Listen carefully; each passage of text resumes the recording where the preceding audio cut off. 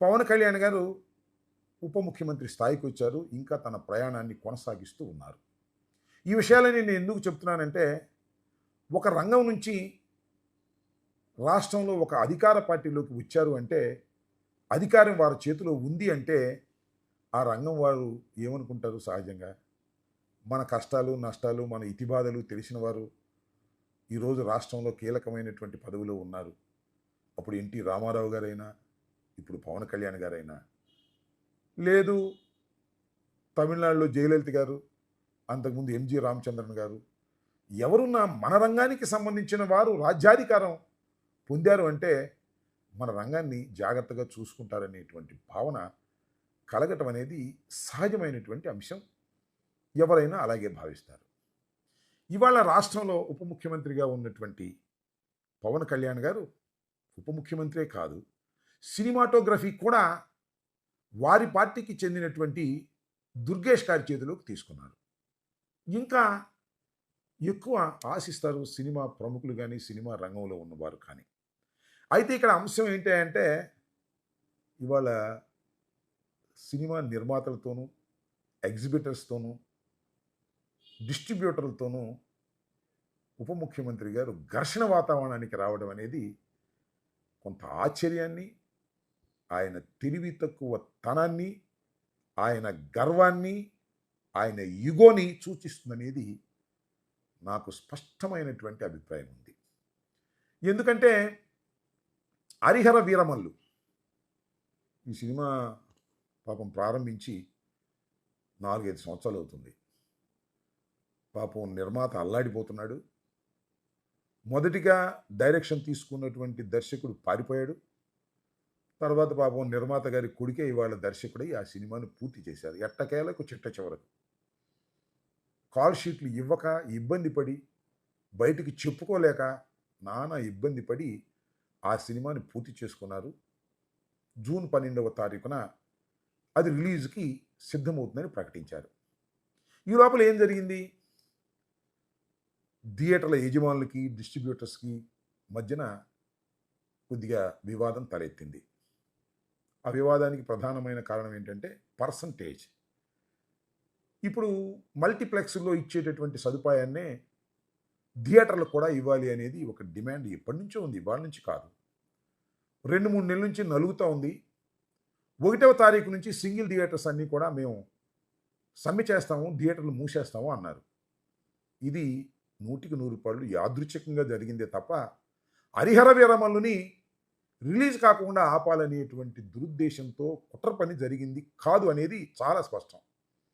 కానీ పవన్ కళ్యాణ్ గారు మరి ఆయన తెలివి తక్కువతనమో లేకపోతే మరొకటో నాకు తెలియదు, కానీ నా హరిహర వీరమల్లును ఆపడం కోసమే ఇవాళ ఈ కుట్రంతా జరుగుతుంది అనేది ఆయన అభిప్రాయపడ్డాడు, ఆవేశపడిపోయాడు.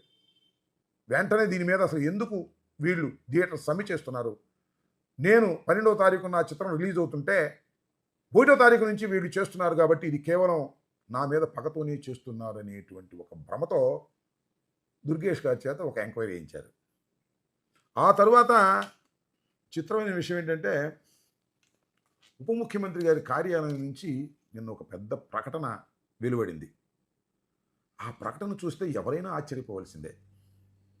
దానిలో సినిమా రంగం మీద నిప్పులు చెరిగే కార్యక్రమం చేశారు, విషం కక్కే కార్యక్రమం కూడా చేశారు. అదేంటంటే, మాకు రిటర్న్ గిఫ్ట్ ఇచ్చారు, మేము గిఫ్ట్ ఇస్తే వాళ్ళు మాకు రిటర్న్ గిఫ్ట్ ఇచ్చారు, చాలా సంతోషం అంటే వ్యంగ్యంగా, కోపంగా. అసలు ప్రభుత్వం వచ్చి సంవత్సరం కాలం అయితే సినిమా రంగ ప్రముఖులు ఎందుకు వచ్చి ముఖ్యమంత్రి గారిని కలవలేదు అనేది ఒక ప్రశ్న వేశారు పవన్ కళ్యాణ్ గారు ఆ ప్రకటనలో. మరి ఇవాళ ఎందుకు గుర్తొచ్చిందో నాకు అర్థం కాల.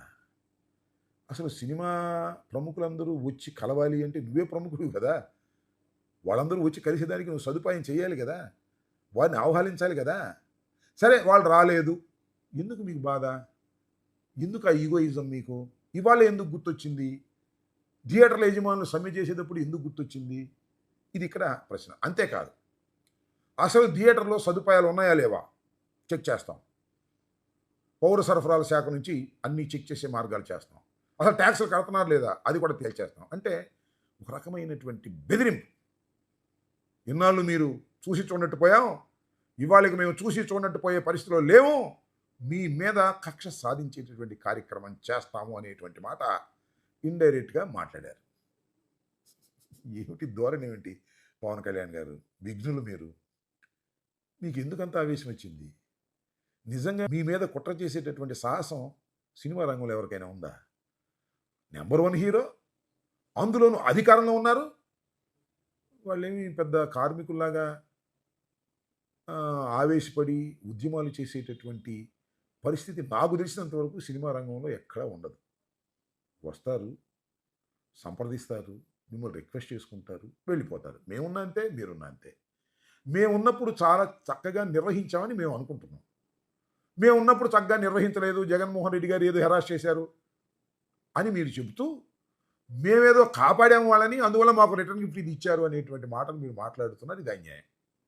మీరు సినిమా రంగం నుంచి వచ్చి ఇంత ఎదిగినందుకు మీరు సినిమా రంగానికి గిఫ్ట్ ఇవ్వాలా? మీరు వాళ్ళని సక్రమంగా చూసుకోవాలి. ఇది చేయాల్సినటువంటి విషయం. ఎందుకు విషయం కక్కుతారు? నాకైతే స్పష్టమైనటువంటి అవగాహన ఉంది. హరిహర వీరమల్లుని రిలీజ్ కాకోకుండా ఆపటం కోసం థియేటర్లు సమ్మె చేయటం లేదు. వారి సమస్యల కోసం వారు సమ్మె చేస్తున్నారు. యాదృచ్ఛికంగా 2 ఒకసారి జరిగినాయి.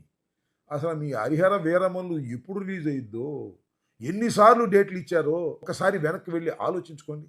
అనేక సార్లు అనేక డేట్లు ఇచ్చారు. చివరికి ఎట్టకేలకు చిట్ట చివరకు ఈ మధ్యనే వాళ్ళకి డేట్లు ఇచ్చి 12వ తారీఖున రిలీజ్కి మీరు డేట్ ఇచ్చారు. మంచిదే. సరే, ఆ సినిమా సక్సెస్ అవుతుందా, ఫెయిల్ అవుతుందా, అది మాకు అనవసరమైన అంశం. ఎందుకంటే చాలా కాలం నుంచి అది తీస్తున్నారు కాబట్టి మాకు మీ సినిమా బ్రహ్మాండంగా ఆడాలని, కనకవర్షం కురిపించాలని, మీకు పేరు ప్రఖ్యాతులు తీసుకురావాలని మనస్ఫూర్తిగా కోరుకుంటాం. దానిలో ఏమి తప్పులేదు. కానీ మీ మీద కుట్రలు చేసి మీ సినిమాను ఆపాలని అనుకుని పిచ్చుక మీద బ్రహ్మాస్త్రం వేసే విధంగా మీరు వాళ్ళని బెదిరించేటటువంటి కార్యక్రమం చేస్తున్నారు.